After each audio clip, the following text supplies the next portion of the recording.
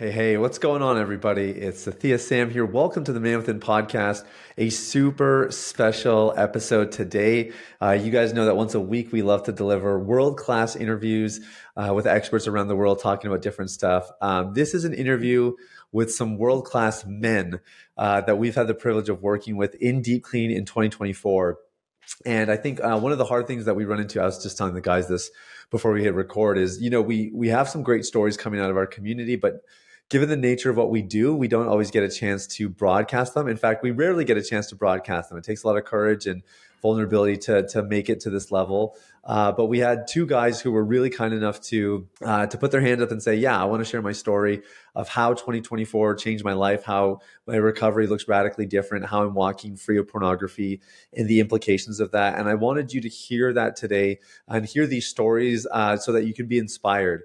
And I'll mention one more thing before I introduce my guest. There's this very popular study done with rats a little while back, and they call it the drowning rat experiment.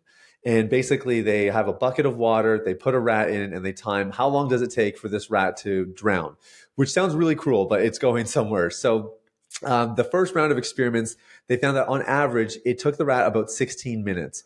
And so at around the 16-minute mark, there were a couple little cues that the rat was giving up. It had tried paddling enough, it couldn't break out, and it gives up and it drowns.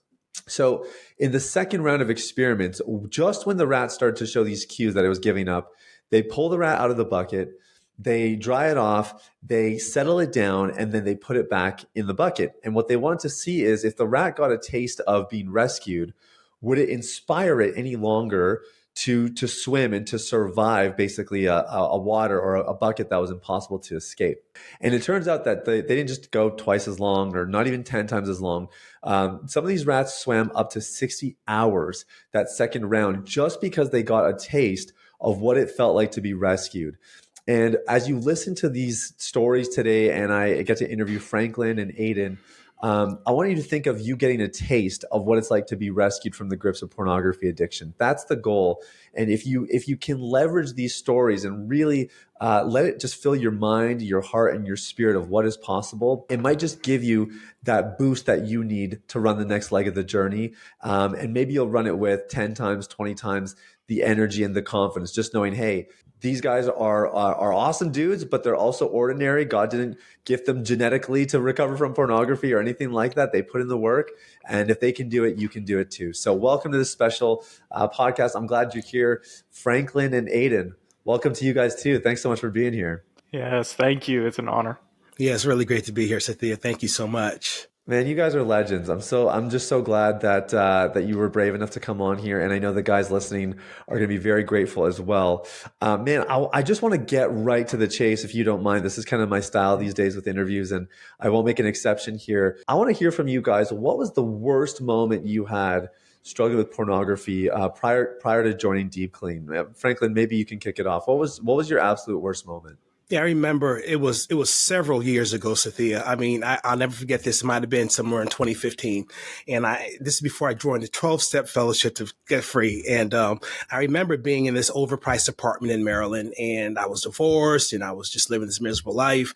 And I was just trying to find pleasure in using pornography. And I remember when the act was done, I just felt miserable. Like, how did that even not work anymore? Mm-hmm. So I knew at that moment I was at a crossroads. I hit a weird bottom, and it's like, that doesn't work anymore. So what else is there? Wow. Okay.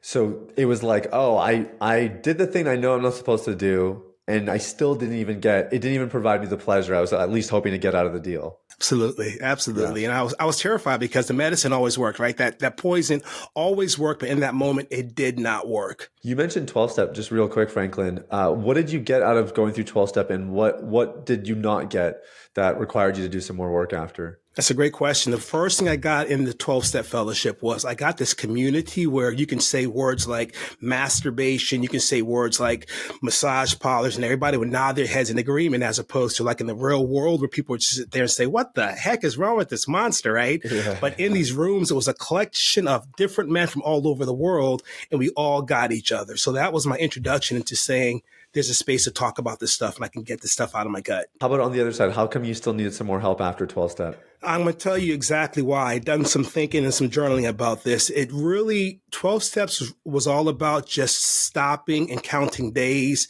And that wasn't enough for me. It failed to address something that was going on in the inner man, like literally Yeah. in the inner man. And that's what I found literally in your program, Sathiya. It's crazy, right? I found it in the program. Yeah, it makes a lot of sense. I would say we have a lot of clients who have tried 12 steps or some, rendition of it. And that's very typical. I think it's a lot of emphasis on, willpower and behavior modification and counting the streaks. And obviously, as we know, that's not the ticket to lasting freedom. Aiden, how about you, man? What was your worst moment before during deep clean? I remember it was probably my early college years, 19, about to be 20 years old, in my room, and that whole week was terrible. So I grew up homeschooled, and that has a big impact on my life. I wasn't homeschooled all the time, but after middle school, and I just had a lot of loneliness I was dealing with, and a lot of other poison, kind of like what Franklin was sharing, things in my inner man that were hurting and were twisted. And so I remember this week where it's like I was acting out every day, sometimes multiple times a day, watching pornography, masturbating.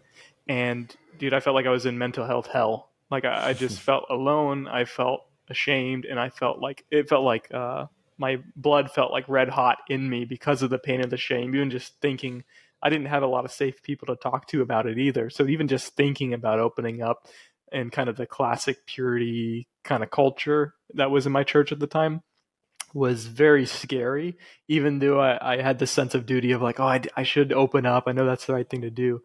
I was afraid. And I think that similar to what Franklin was sharing, where it's like, eventually it's like the pleasure is gone from it.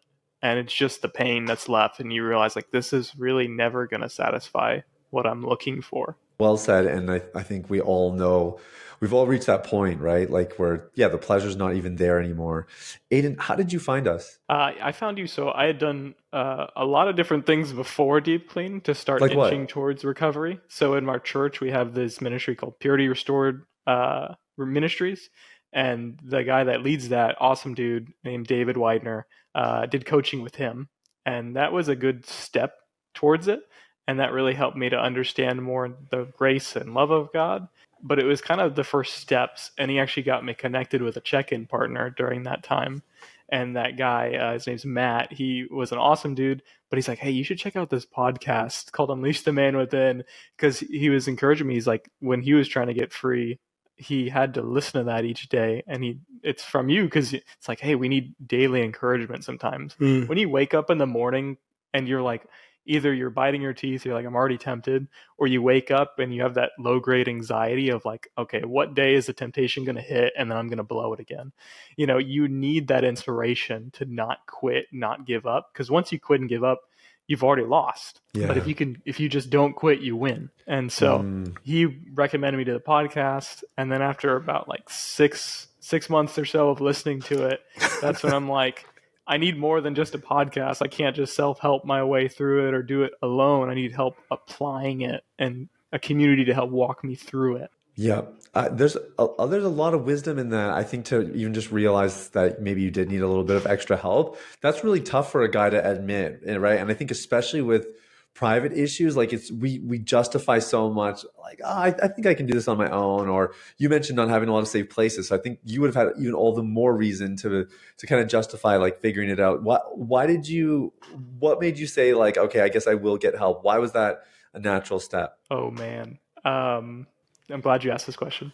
So it was getting to that point where I realized, okay, I can't do this on my own.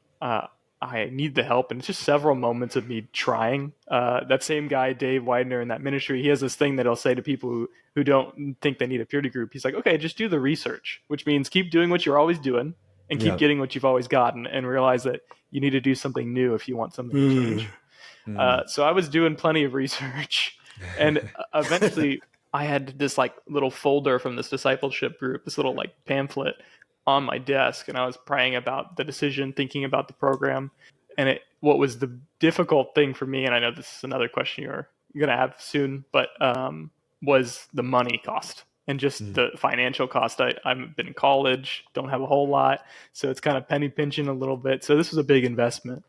But I had listened to a podcast that talked about if you're willing to go backwards with God to go forwards, going back into your life and letting God transform you from the inside out, and taking your past to work with him through it to make a good future out of it, to know that you don't have to be trapped to your past. You can be something different. God can lead you into a much better future, but it's got to go backwards, and that's difficult to descend first before you can get to. We all want the up and to the right, but we gotta work through the pits. But that's where God meets us. And then I looked to my right after that, and I had prayed, and it said this little thing said discipleship through coaching. And I was like, okay, God, like those two things just clicked in my mind. I'm like, deep clean was already in my mind, and it's like, God, you've been sending me this message for a while, but I think that's what that moment was like. Yeah, I'm willing to step through the fear of the financial cost, the fear of even just the humbling of saying I can't do this on my own. I need help, and I can't keep pretending like I don't. Yeah, it's a good word, man. I was thinking of like the slingshot picture, right? Like sometimes God needs to pull us back first, but it all works to launch us forward if we're willing to be obedient, which obviously you were, and just following his lead. I think it's really powerful. Franklin, you had a different entry point into Deep Clean. How did you find us?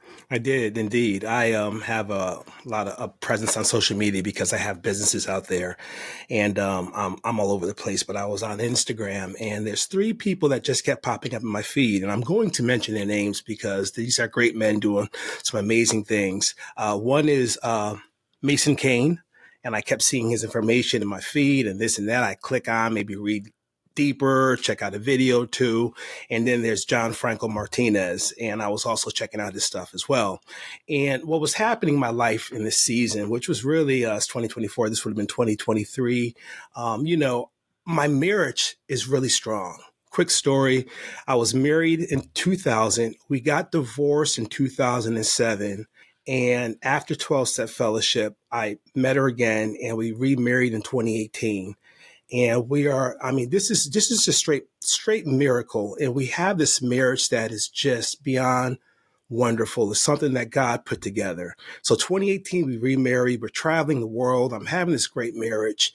And there's just this thing, like this invisible wall between my wife and me. Like, I wonder what would happen if I didn't have this low current vibe where I would look at pornography every now and then and try to stay really connected to her, right? I wanted to know what it would be like to truly know Rhonda, like to truly know her and to have her to truly know me and be loved by her, and to have nothing between us, no shame, nothing hidden, everything exposed. And I really wanted to experience that in this lifetime before I get home to be with Jesus Christ. And I'm like, I know it's possible. And God locked me in on the scripture. It's in Psalm 1. He says, whatever the man that follows me does is going to prosper. The first is Psalm 1, chapters 1-4. And it is so far. I'm just meditating on this. Whatever he does shall prosper. Whatever he does shall prosper. So we get remarried in 2018, miracle. And around 2022, 2023, we start this business during the pandemic, Sathiya. And this business is growing. It's doing some amazing things. But every now and then when I get the pressure of being an entrepreneur during the pandemic, being downsized from a job after 20 years, I'd watch pornography to take the pressure off, right? But here I am on social media. And some people tell me, man, social media is a problem. Get off social media. Well, I don't totally subscribe to that. I believe the problem is on the inside of me, right? Like there's something in me that God wants to correct.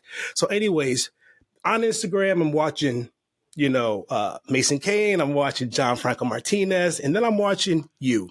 And here's 3 guys that are younger than me, right? They're not my skin color. I'm an African-American man, right? And I'm the closest one, but yeah, not quite there yet. Amen, brother. So, and I'm just watching you guys. I'm like, what is this? Is this like smoke and mirrors? I mean, what are they doing on Instagram? What are they doing? But it's so unreal how God can use the most simple thing to have massive impact. So here is Sathiya Sam, and it's a simple meme. And there's this guy in the thing says, one does not simply quit porn.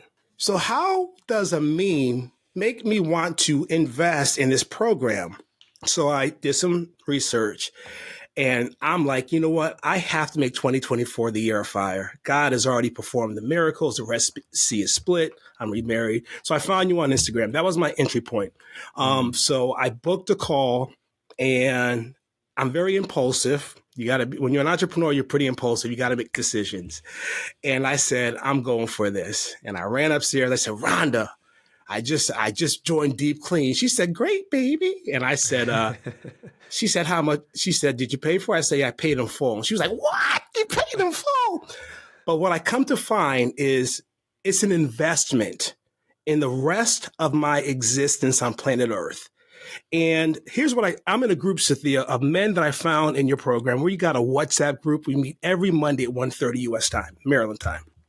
And I said, if I walked into Walmart and I saw a jar on the shelf and it said, if you buy this, your worthlessness and your shame is going to disappear. And here's a price tag. Would you invest in this? And I said, if I knew now what I knew then, I would definitely pay for it. So yeah, I found you on Instagram, and I won't give too much away. What I was looking for in your program, I found, and much more. Yeah. No, we're going to get into all that for sure, because I think both of your guys' transformations have been just remarkable. And cool to hear the different processing, like Franklin, you mentioned, like that startup entrepreneur, you do have to kind of make snap decisions, right? And so things happen quickly for you. Aiden, 6 months listening to the podcast, did your research, and I think that's great. I think everybody kind of falls into different camps and makes decisions differently. And I do want to mention really quick, so much respect for Mason Kane and John Franco Martinez. They're both amazing guys and great programs. And for people who are listening and trying to figure out the right solution, I think they're definitely worth exploring as well. They're very godly dudes. And, I don't have a competitive bone in my body. Like we're all on the same mission, trying to advance the same kingdom of God here. So definitely worth checking those guys out. You guys both mentioned the sticker price, and, it's no secret. Obviously what we do is it's a mid-level four-figure investment, I guess you could call it. And so it's not chump change. Franklin, you kind of framed it as an investment. And Aiden, I didn't hear you use the word, but it sounded to me like it was a sacrifice. I'm just curious, in addition to the finances, what were other concerns you had? And why did you ultimately still decide to move forward anyway? Aiden, do you want to start? Yeah. I'll say two in my mind, aside from the financial costs. I think one was this is a lot lower in my mind, but still there. The idea of like never meet your heroes. Whenever you listen to a podcast or just anything online, you gain a relationship with that person, but they call it a parasocial relationship. So it's disjointed because you're not able to actually in real time interact with them and get that kind of sense, or the new kids call the vibe check. And so that was one. I think that as I was listening to the podcast, though, I just saw your integrity. I really appreciated like what you just shared. We're like shouting out those other two guys and saying like we're not about competitiveness, but advancing God's kingdom. The resources, the free resources that you put out so much of the resources from the program, but it's just like the program's amazing because you're so good to have the community and coaches walk you through it. It's not enough to just have the resources. For me, it wasn't. Yeah. But just seeing that integrity really helped my heart go, okay, I can trust. It's the trust that goes, okay, I feel good to make this decision. And then the second one was for me and was my feelings of fear. I think I wasn't being homeschooled. I wasn't given as much guidance as I wish I was. And so I haven't always been the best at following through. That's been something in my adult life that I have to grow at, is like, hey, here, you got to follow through with something. And I think for me, that could also link up with feeling like not good enough. And so that was another fear, was like, what if I do the program, this amazing program, and it doesn't work? And I'm the guy that it doesn't work for. And then it's my fault. And so that's like a double whammy. And that was definitely a concern, but I was like, I have to try. Why do you have to try though? Because I think what you just said, I don't want to gloss over this. Yeah. I think a lot of guys go through that, where it's like, but what if there's something wrong with me? Like, what if I give it my all and I fail? What was there anything in particular that made you say that I have to try? Because I don't think everybody reaches that same conclusion as you. I think for me, it was just looking at my life and realizing I got to take another step and do something that's different to get something different. And I think God had been taking me on a journey to understand, like, you need to actually learn to receive my love and learn to love yourself. And it's a Yeah. flow of love. So you receive God's love, you have that love for yourself, and you give that out to other people. And for me, I was really lacking the ability to see my own value and worth. So I think believing those things, I saw it. And I think of this term like hoping against hope, it's like, it's really just like having hope against fear.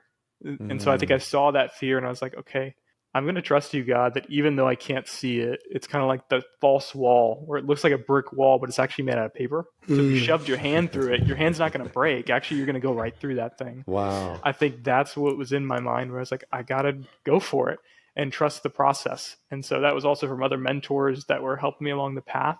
So that's a really good question because I could see that other response of a guy going, it could be more risky to try everything I can and still fail Yeah. than settle and kind of just settle for what I have now. But then it's like if you want to be more as a man and see that, I think seeing that potential and that opportunity and then trusting like, okay, it's going to take time if I have realistic standards, stepping forward. I think for me, as I grew and seeing my worth, at least just a little bit, it helped me to take that leap of faith. It's such a good metaphor too. Like these obstacles often appear as brick walls, and then you're right. You kind of take a step into it and realize it's actually made of paper, and you don't even have to dismantle the wall. You literally just need to walk through it. Like it's the steps forward that actually allows you to break past that barrier. Franklin, how about for you? What were some of the other concerns you had or obstacles that maybe you had to figure out to join the program? I just had to get out of my way and step away from that sense that I'm an island and I have to figure this out on my own. Yeah. And I just want to say to Aiden's point, it's really good to just hear Aiden. I met him in some of the group calls on, Deep Clean. And you always pick out your favorite people, like people that are just some amazing thinkers or they're just so authentic and real. And to be on this call with Aiden is just a blessing. When I saw that he was part of this invite, I said, you're going after the winners. And I love this brother. I'm not ashamed to say I love this brother, right? But it was just this, like, what would happen if I wait too long? Like, what if I just wait too long and I just miss that entry point for me. And there's always something about the start of the new year, like a exhale, a deep breath, a reset, whatever you want to call it. But I just had a feeling that this is the entry point and the Holy Spirit was in it with me. And I just had this almost not like an urgency, but this now moment. It was like a now moment. This is your moment, Frank. This is your moment. I mean, if you look around, everything is happening the way you always wanted it to. And now all of a sudden you're at this point where you can begin to watch the cement dry around your life and walk on new ground. So you've been taking risks. I'm talking to myself, Frank, you've been taking some risk, starting a business during the pandemic, recovering after being downsized for 20 years. Continue taking these calculated risks. Make Rhonda my bride. I love her so much. Make her a partner. And keep God the North Star, right? And just walk by faith and not by sight. And don't worry about the money. Just go. Yeah.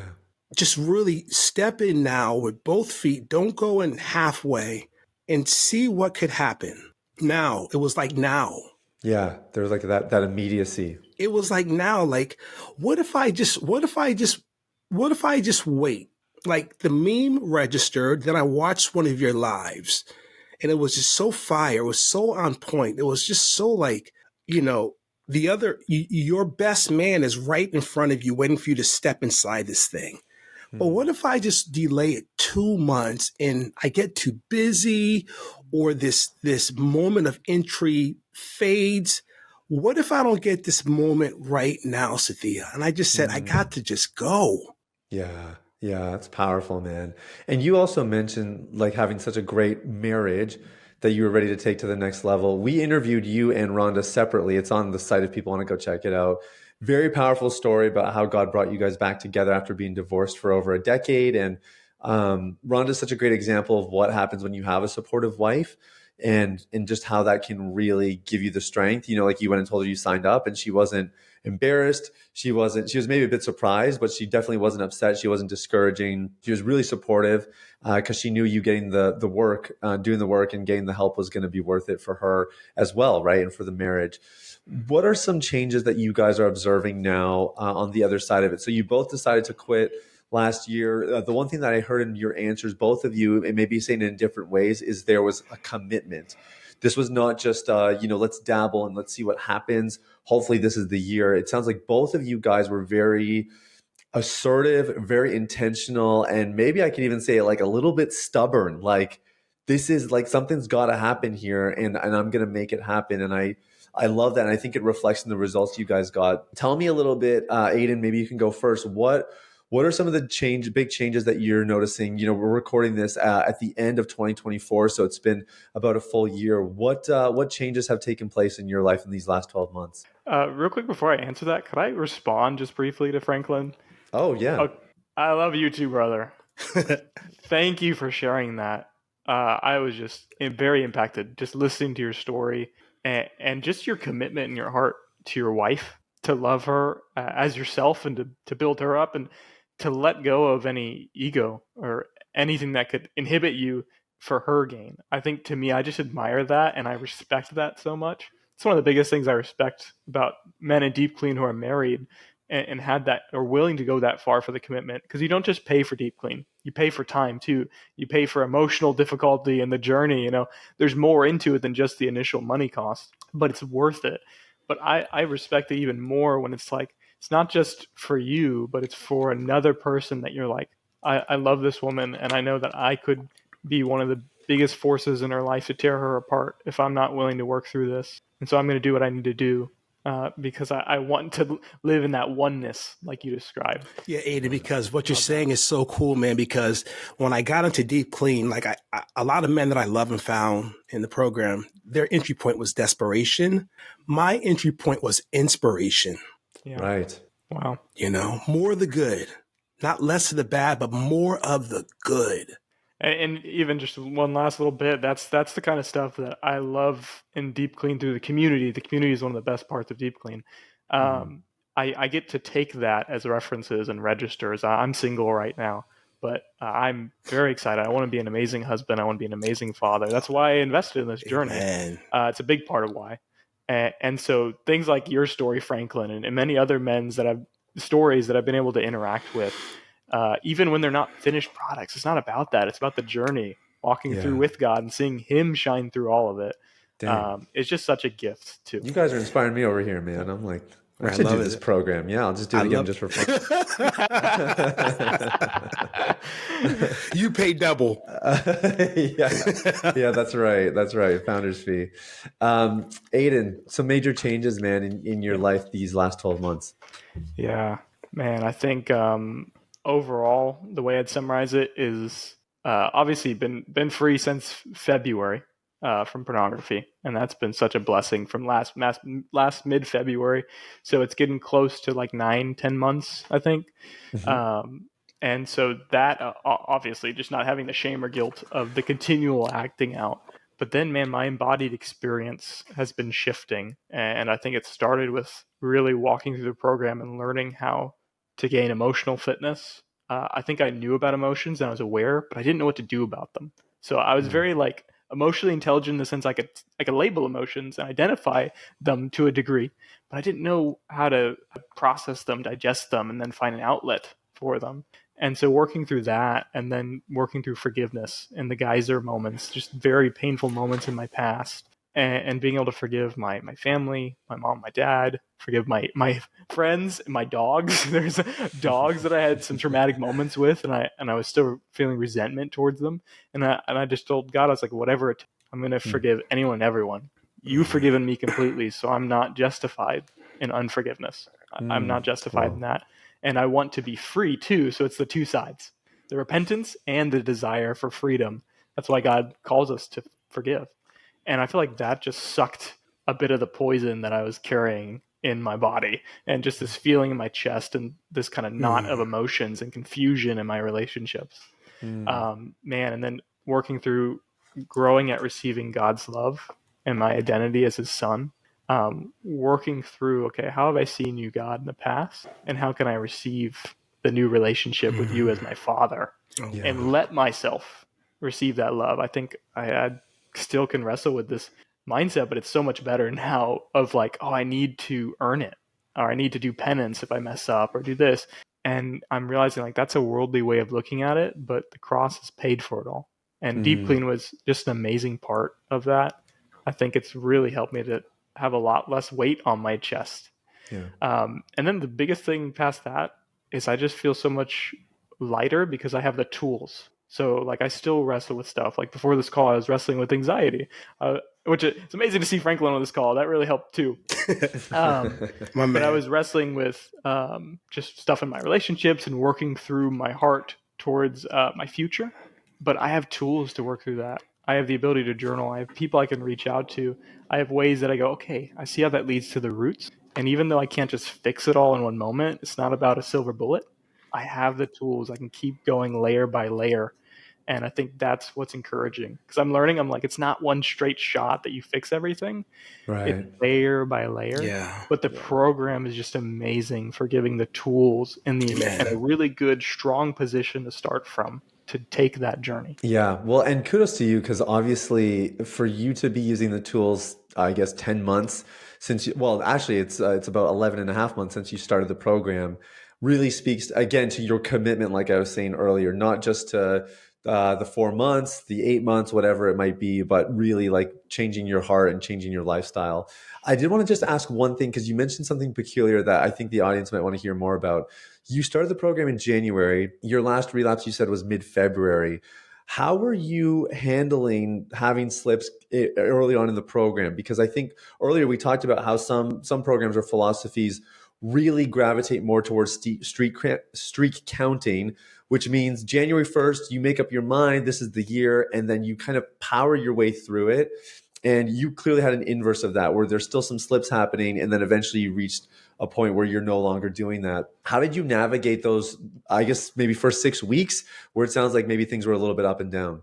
Yeah. Wow. Fantastic question. I'm really glad you asked that. Man, this has been one of the biggest changes too. I almost forgotten to mention it, but that switch from the streak to the trend mindset. My first few weeks when I had slips, it was painful. And I think there was one slip, I don't remember all the details around it, but I just remember that one slip that put this little dagger in my heart of discouragement of like, this isn't going to work. You're not changing. And thankfully for the community, for the resources and the coaching calls, just having the encouragement and the perspective I needed. Because sometimes you don't, when you feel a certain way, you need someone else to come and help you go, hey, what you feel is not always what's true. And here's a perspective. Sometimes you got to move through that feeling to step into truth. And that's part of faith. You know, you just got to go, okay, God, I'm taking the step. I don't always feel it, but I know that you're with me. And I'm reasoning that you're going to take care of me. And so for me, that little pushing through that moment, I started to finally get into my heart that trend mindset, the mindset of like, hey, it's not about getting this perfect streak to say, oh, I'm doing better. It's actually in my mind when I started to slip after that, I said, you know what? I'm not going to let that shame get to me. I'm not. I remember one of your podcasts where you shared someone else in the community a long time ago that had said that same thing, and that stuck in my mind. And it just felt amazing to say, I don't need to flog myself over this because my loyalty is in Jesus. My loyalty is saying, I'm going to get back up every time. Amen. And I'm going to keep going. And it makes me think of, I think it's I think it's in Psalms or maybe it's in Proverbs, but it's the righteous fall down and may rise seven times, but the wicked are destroyed by their duplicity. And it's this idea of like people that are loyal to God and want to live rightly by God, they're going to keep getting back up. But if you're disjointed and you're not really, your loyalty's not in it, then of course you're going to stay down because you don't have that dog in the fight, you know?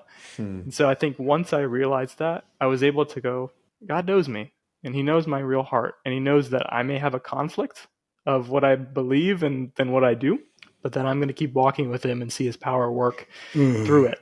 And so then I didn't have to flog myself every time. It was an amazing change. That's a big deal, man. Yeah, that's a really big deal. Speaks to kind of that third pillar, right? Like shifting your identity, really seeing your true value, and amazing to see how that kind of can influence and inform the decisions you make as well. So I love that. And I would say everybody in recovery at some point, they take a leap forward and then you get punched in the face a little bit, right? You get that dagger, like you said, Aiden, and you have to make that decision. Am I going to get back up an eighth time, even if I've been punched 7 times, or am I going to turn back? And that's such a really great proverb you mentioned there, and a really good demonstration of that.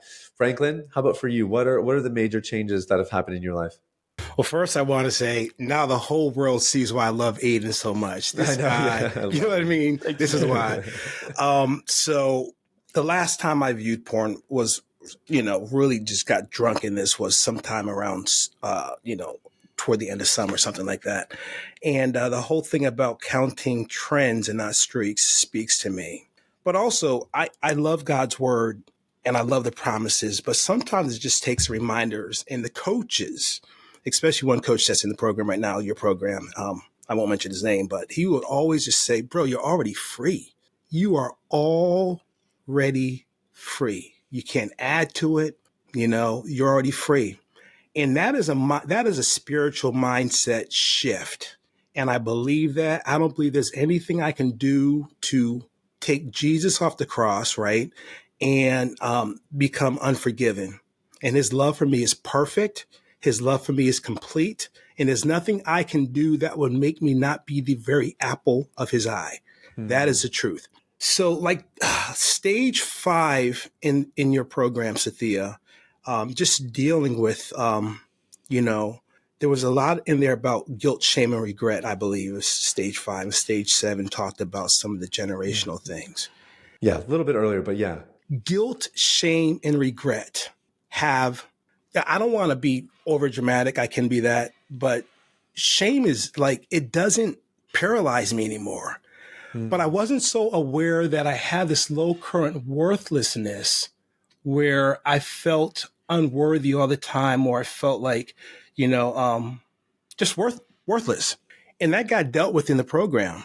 And from that, what happened was I got this newfound courage that is resonating in all the areas of my life, professionally, with my father, who I was able to finally forgive, and his father, right, for the generational aspect of what was happening in my life with proclivities toward sexual lust and things like that. I hang my head low because it is a point of, sadness, but the forgiveness is real. Mm. And I was able to take a trek to Barbados for the first time in my entire life, where my father and his father grew up. And Would you have done that had you not worked through? I don't know. I just don't know. My father was turning 85 years old. He lives in my town, but we went to celebrate him in Barbados for his 85th birthday. I don't know if I would have went. Okay. But because I was in the program, we went there, and then we're getting ready to land in Barbados, and I'm just getting really emotional. I'm filming this moment, and all of a sudden I break, and I just start bursting out in tears. And I said, I'm going to revisit the land of my fathers while I have just dealt with forgiving my father for whatever was happening inside my entire life that helped me not to be the husband or the man I always wanted to be. I celebrated him, and just this courage and this love for him. And, now I'm there for my father, right? I'm there to help him out with what he needs, and his wife. And we just celebrated a very powerful moment. I want to give it away, but that's one of the biggest changes, this courage, right? And this freedom. And I'm going to walk into 2025 a free man. So, literally, and this past Sunday, I was sitting in the car with my wife. We came back from this powerful play. Guys showed up. I won't go into details, but we're sitting in the car. It was so powerful. We couldn't get out the car for like 30 minutes at the end. We're in dead silence. And my wife says this to me. We're sitting there. We're like, God just totally showed up, Frank. I said, yeah, Rhonda, he just totally showed up. We're like, wow, there's no words. And she said this to me. She said, this is hard for me, but I'm going to say this. She said, I'm willing to get behind you and trust you to lead our family because of the man you have become. And Rhonda's self-sufficient. She was forced to be because we were divorced. She had to take care of the home. She had to take care of all the bills. She had to take care of everything because I was absent. I was gone. Yeah. But all of a sudden, restoration has returned to our home. And she says, I'm willing to get behind your direction for this family, Frank. And I trust you. I Man. trust you. Dude, those are, if for married men who have gone through porn addiction, you can appreciate how important those words are. That's everything. It humbles me. It doesn't pump me like, it just, Sathiya, with her trust, right, and the fact that I am already free in Christ, right? I've been free. I've been free before deep clean. But sometimes I share this with you before, Sathiya. I'm going to say it again. Lazarus, right? Lazarus is called from the grave. That's right. Okay. And he was raised from the dead, but he needed help. Jesus says, you guys take off his grave clothes. He's not dead anymore. And that's what the program has done for me. It removed my grave clothes. I received this robe from my father, and it is green light, Frank. Go create. Go be the husband you always wanted to be. Love your father. 3 weeks ago, I'm in the car with my father. My 85-year-old, this is hope for the men coming into this program. My 85-year-old father gives his life to Jesus Christ at a red light. Because I shared my testimony with them. And I couldn't get excited. I was excited. Obviously, I get to spend eternity with my father in heaven. But these things are just happening more and more in my life. And this is the goodness of God. Yeah. Yeah. And it's the reward of righteousness, I think, too, right? Like you making the moves you've made, you walking in freedom for a good chunk of time now and putting in a lot of work this past year. Courage. And it's exciting to see what might lie ahead. So I got two questions here that I think would still be important to ask to just round out these stories. The first one is for 2025. You guys are entering a new year. Last year, your priority was, I need to quit pornography. And both of you have accomplished that.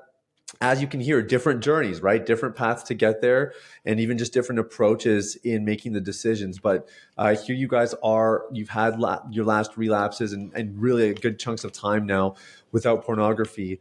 What are you guys dreaming about going into 2025? And how does it differ from what you were dreaming about in 2024? Yeah, I'll start. Man, I think going into 2025, gaining, freedom is a spectrum.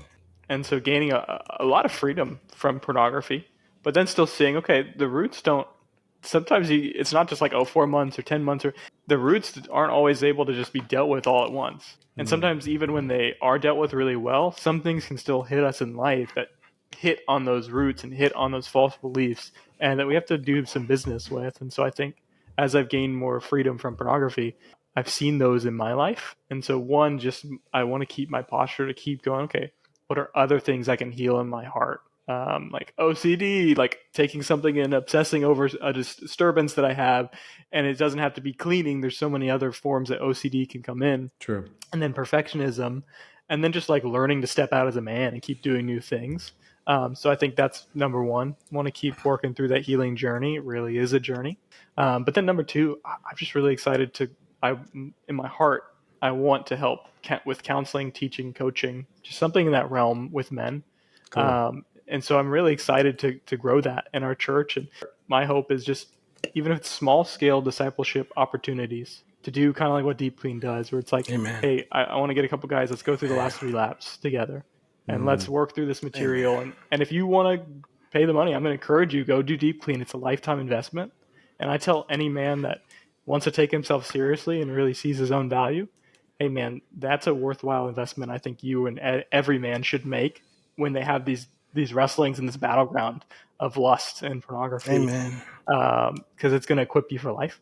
So I think that, and then even just working through, walking people through other programs to mature and to become more whole. And I think that's something I really hear in Franklin's story, is he became more whole through that time, and he accomplished more and more the purpose for which God made him for. Yeah. And that's amazing that Deep Clean is a part of that. So I'm just really excited to step into that in my 2025, and also it's kind of oddly excited to learn through the process of going, I can help to a point, but then I also need to release and go, okay, it's each person is responsible for their own journey. And so wanting to be a counselor, teacher, coach, kind of that general role, I'm really excited to just go through the process of learning that. I love it, man. Come on. Franklin, how about for you? 2025. What's Yeah. you mentioned like obviously some cool things are happening already. Yeah. What's God put on your heart, and what are you dreaming about this year ahead? Well, just, being able to, thanks, Sathiya and Aiden. I mean, just being able to use the language around men, whether they know the Lord or not. Like most men are twisted up and bound up with trauma and they don't even know what it is, but they're going through actions or behaviors or addictions that they don't know where they stem from. But giving men permission to just use the language or break down that wall so we can have true communion over what really matters, not talking about the weather. Whether strangers that I meet, I got a hospitality thing. I see a lot of people, but just having these meaningful moments, marital speaking, Rhonda and I, we decided that we want to believe God for bigger things. We want to believe God for bigger prayers. We think, we have this routine where we fast and pray every Thursday. We come together every Sunday. We pray for our home, our week. But we're like, Rhonda's like, I think we've been not really trusting God for the bigger things in our lives. So we need to find out what those bigger prayers are. Mm. And that's so true. And she gave me a list of things that we should be praying to God for. And it's like Peter being released from the prison. He prayed to be freed. And then when he was free, he didn't believe it. So there's things that we haven't been trusting God for. So we just want to increase our faith before God and believe him to shift and move mountains. We're believing that God has a child for us. Now, this is going to sound insane because we dealt with infertility. It was so sad. We don't have any children, Sathiya, but we bonded, we healed. God is moving through our lives. Great testimonies to this, but we're believing that God has someone for us. Mm-hmm. Mm-hmm. We're believing that God wants to use our story to help connect people to him in a more meaningful way. But first we have to believe him for this. So really the big thing is believing God for bigger things. Not being afraid to say, God, you've done this, you've done that, you've done the miracles, you've done this. We want to believe you for bigger things. And we have a list of things that we're going to start holding God, saying, God, we trust you. We know that you want to move and release certain things into our lives, and we're going to trust you to it. Having groups like Aiden talked about, and talking about real things like what is it like to have a healthy sexual relationship with your spouse? No one is talking to men about these things. I was in a conference about a month ago, a marriage conference, and the speaker asked a question, men, and the wives are in the room, 700 people, 350 couples. The speaker says, men, who informed you about sex? Before he finished the question, I turned around and see the hands raised. About 8 men raised their hands. Who's telling? Who's having these conversations? Yeah. We're being informed in other places. So I just want to have these personal conversations with you and really just open up men to help us become the men we truly want to be and have communion around issues that we're not supposed to talk about. Mm-hmm, mm-hmm. Yeah. Well, thanks for sharing, man. The infertility piece, I didn't know that part of your story, but there's actually some research that even suggests that when guys quit watching porn, sometimes these situations, again, I don't know the details, but just to say whether something happens biologically or sometimes, like I said, I think God also will honor it. I'm excited for you guys, and I love that you're believing him for bigger things, because I think when you're bound by pornography, you're believing him just for breakthrough and freedom in this area, which is necessary. But it's fun when you can get past that and then you get to believe him for the bigger things. And both of what you guys shared is such a great example of when you change the man, you change the world. Because Aiden, you're thinking about how can I help other guys? Franklin, it's like burning in your heart. Like, I need to help other guys. We need to have more real conversations. And I love it. My last question for both of you, and Aiden, you can go first. If there was one thing that you got from your deep clean experience that would make it worth it, that would make the whole thing worth it, if there's just one thing that you could extract from it, what would it be? I think the one thing is just, oh man, there's so many things that I would add on and want to qualify. I think one of the things that for my specific story has been, I'm just so grateful, is just seeing there's a reason why I do what I do. I'm not crazy. I think I just was such an enemy to myself and very self-hating, and I had that not directly reinforced of other people hating on me, but other people who aren't as connected to love and nurture, and reflecting that in how they advise and talk with other people and their failings. And I think I just got so much in my head and in my body, in my heart, this idea of like, just something is wrong with you, and it's just that there's something wrong with you and it's your fault, and no explanation, no reasoning to it. And so just going through deep clean and recognizing freedom is possible because there's a reason why I do what I do. And so if there's a reason why I do it, then I can start to learn what can I do instead and what do I need to work through to change. That feeling, that shift of understanding has just been amazing. You nailed it, man. Wow. Well said. Franklin, how about you? When things don't go my way, I don't have to run to pornography. I get to stand on my 2 feet and trust God. And I just want to hear mission accomplished. Whatever I put my hands to, I believe that God truly wants to bless it. But it's really cool when things don't go my way, or I get a lump in my throat, I feel something in my gut. I don't have to run into a dark room, right, and turn on a blue screen, right, and watch things that aren't real. I get to just consider all things and say, no, bro, you're gonna get through this, and tomorrow when you wake up, you're gonna be like, Frank, let's go change the world, bro. I mean that. Yeah. That's a big deal. That's a big deal. Because before, when things would not go my way, I would have this idea. I don't care how the rest of the day goes. My time for myself is coming. It's going to be me and those images. It doesn't go there now. It goes towards solution. How can we navigate this? How can I get to bed free tonight and wake up tomorrow, get that cup of coffee, right? And just start to generate some really cool ideas on what I'm going to make her for dinner, right? All these things. But it doesn't go to my moment's coming where I get to separate myself from life itself. Beautiful. Beautifully said. Both of you, thank you so much for the time here and just the inspiration you guys are to our community. When we were talking about people to bring onto this podcast, your coaches spoke so well of you guys, and I had witnessed it myself, just seeing your progress and your development. So very proud of you guys. I'm really excited to see what God has for you in 2025. And to those of you that are listening or potentially watching this, I just want to encourage you. These are 2 guys whose lives look radically different a year later, and yours could be the same. 2024 is past, but it's a new year, it's a new season, and this is a new opportunity for you to make a decision that could literally change your life. And so make sure that you do check out what we're doing. There's a video that explains the Deep Clean program and the system. If that video looks all right to you, you can book a call just like these guys booked calls, speak with somebody on our team and see if it's the right fit for you to finish with the pornography, finish with the lust, finish with the habitual cycles and the shame and the disconnection, and to really start a new life that could have you dreaming about some very different things in just 12 short months, really a lot shorter than that from now. So God can do a lot in a short span of time. Don't miss out on this opportunity. I forget which of you said that, but there's windows where your heart is awakened to something, a possibility, and you just don't know how that season can change in a couple days even, but definitely a couple weeks, a couple months. Seize the day, seize the opportunity while it's before you, and watch what God does in your life. I'm excited. Make sure you guys check out the links. Thanks again, Aiden and Franklin. Appreciate you guys, and God bless you. May this be a year of freedom for all listening. Awesome. Thank you so much, Thank Sathiya. you. Love you, Aiden. Thank you. Love you too, Franklin. Good to have you.